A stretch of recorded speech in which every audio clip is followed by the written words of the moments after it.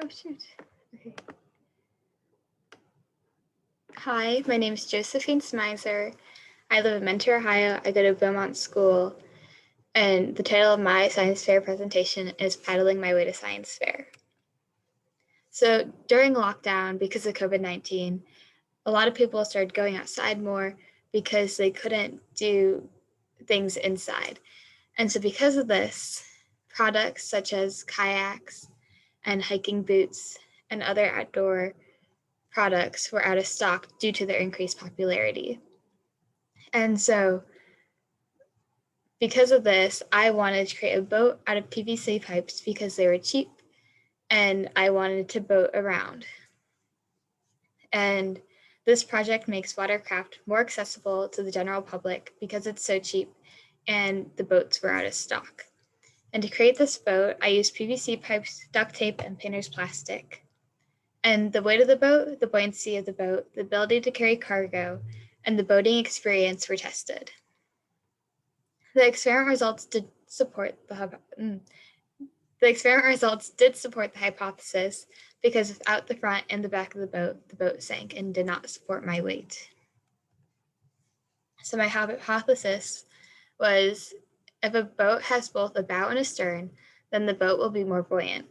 If a boat does not have a bow or a stern, then the boat will not be buoyant. And the bow is the back of the boat. Bow is the front of the boat. Stern is the back of the boat. And my problem, the biggest issue was watercraft accessibility, but we also have smaller issues with it. Like, does a boat need a bow and a stern, and how stable can a PVC boat be? And I had materials like the PVC, but we also had a Sharpie and a pencil to record my data and to measure things out. Painter's plastic, duct tape, styrofoam to create a base or like a floor of the boat, and then a life jacket for safety as well as a paddle to boat me around. And then I used a scale and a measuring tape to measure my data and my materials. So for my project, I created 3 different boat designs. So this is boat 1, and it was just the basic boat. It was a rectangle, and it did not have a bow or a stern. And so here you can see the skeleton of it, the boat with the floor, and then I took the floor out, wrapped it in plastic, and then put the floor on top. And so I cut the PVC pipes to the specific pieces, connected all the PVC pipes together, then I wrapped the boat in painter's plastic, put the styrofoam in the boat, and then I tested it by first I measured the distance of the top of the boat to the water, and then I did that measurement again once it had a milk jug filled with water in it, and then I did it again with me in it, and unfortunately for boat 1, it did not support my weight, so there was no difference of water from the boat, and I got really wet. And so boat 2 had the bow of the boat connected as well as this little piece of styrofoam, and boat 3 had both a bow and a stern. And so here's the milk jug that I used to measure the boat to see if it could hold anything before I put myself in. And then here's me in the boat. And here you can even see in boat 3 how it's bending under my weight. So if I had a stronger board for the floor, it might have helped distribute my weight more evenly, and I wouldn't have been so close to the water. And so I kept getting out of the boat. And so how we transferred from all 3 boats was after boat 1 was tested, we took out the styrofoam, unwrapped it, then we attached the bow to it, wrapped it again, and then placed all the styrofoam back in. And then took the styrofoam out, unwrapped, and put the stern of the boat in, wrapped it again one last time, and put the styrofoam in. And fortunately, boat 3 finally supported my weight, and so I got to boat around the pond that I was testing it in.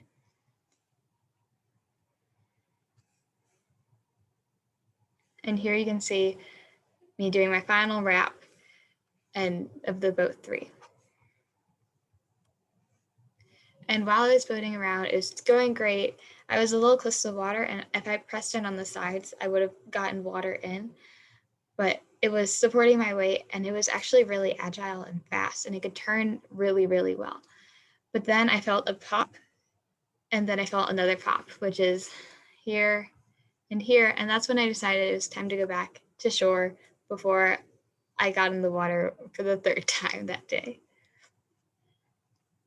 And so I have a quick video of, you can see me getting to the boat, and so if I were to get in the boat again, I would definitely sit further back. And if I were to do the whole experiment again, I would put a marker where I would put my butt, so that takes away one level of error, because I was sitting in different parts of the boat at all times, and so that made the weight distribute differently. And it would also just make it a more pleasurable boating experience, because I set up really close to the front, and so my legs are kind of cramped.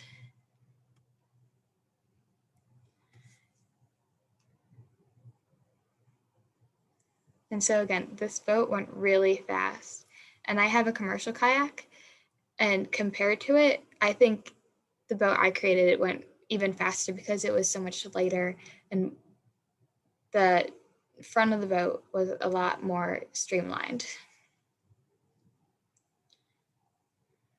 And compared to a commercial kayak, it went backwards a lot better, which I found interesting, because the commercial kayaks, they have like a triangle base even in the back, while in the back of my boat, it had a rectangle base, which in theory should make it go backwards, not as fast.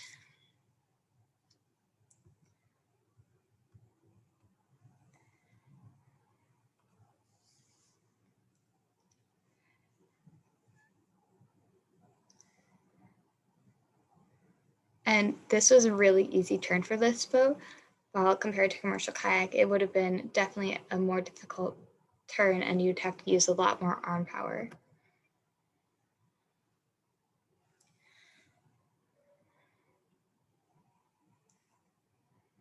And again, going backwards was so easy for whatever reason. I'm not 100% sure, but I think it's just to do with how light the boat was, because it really just was a supporter of my weight, and that's all I had to push while it was being supported. So, okay. And then for my graphs, so the buoyancy was really good in boat number 3, except in boat number 1 and boat number 2, it could only support the 1 milk jug. While in boat number 3, it could also support myself and the milk jug. And so I compared all 3 boats to itself with the build, the comfort, maneuverability, and the fun of the boat. And so the build of the boat, so boat number 1 was actually really sturdy and was a really good design and could support. It just didn't have the weight distribution that the boat needed to support my weight. Boat number 2 was similar, but while moving it around, something started to pop out. And for boat number 3, that was especially true. I couldn't even get it to the lake without something popping off. Commercial kayak, obviously, hopefully nothing will pop off. And it's sturdier than my other boats. For comfort-wise, boat number 3 was not super comfortable, just because I couldn't position myself in any way once I got into the boat. And boat number 1 and boat number 2 were not comfortable whatsoever, because I got into a pond in January in Ohio, so it was freezing. And while a commercial kayak, you can really move those around and not even tip the boat. For maneuverability, I would say that a boat number 3 and a commercial kayak were even, if not, boat number 3 might have been even better for agility and maneuverability, just because it was so much lighter and so much easier to move, as you saw in those videos. And for fun, I was a little biased when doing this. For a regular person that did not build boat number 3, they probably would have rated it a 2 or 3. But because I built the boat and I thought that was super cool, I rated it a 4. And the commercial kayak, I rated it as a 7, based off of the number of stars it had in reviews for its product. And so if I were to do this experiment again, I have some questions like, would a longer front be more beneficial than a longer back? And would a tarp work better than painter's plastic? When I was designing the boat, I kept being torn between a tarp and painter's plastic to wrap the boat in. And I eventually chose the painter's plastic just because I don't have to worry about wiping off all the water to have that level of error gone that a tarp would have to get wiped every trial. And then also, painter's plastic was a lot cheaper for the one-time use. And changes to the experiment, as I mentioned before, I would create a marker where I would sit in the boat so I could reduce that level of error of where I was sitting, and then also it'd be more comfortable. And it could also affect the agility and how sturdy the boat was in the water. Then one last change to the boat would be, instead of using a styrofoam board for the floor, I would use a wooden or plastic board. And this was because the styrofoam was super flexible and would tend to bend, which did not help with the sturdiness of the boat, while a wooden or plastic board would help make the boat more sturdy and possibly even more comfortable. I would also duct tape all of the pipes together so they wouldn't pop out, as you saw in those pictures when I was testing boat 3. So in conclusion, my hypothesis was correct because a boat does need a front and a back in order to hold a person's weight. And the conclusions from the experiment were not accurate, and I could use a larger sample size, more trials, and less bias.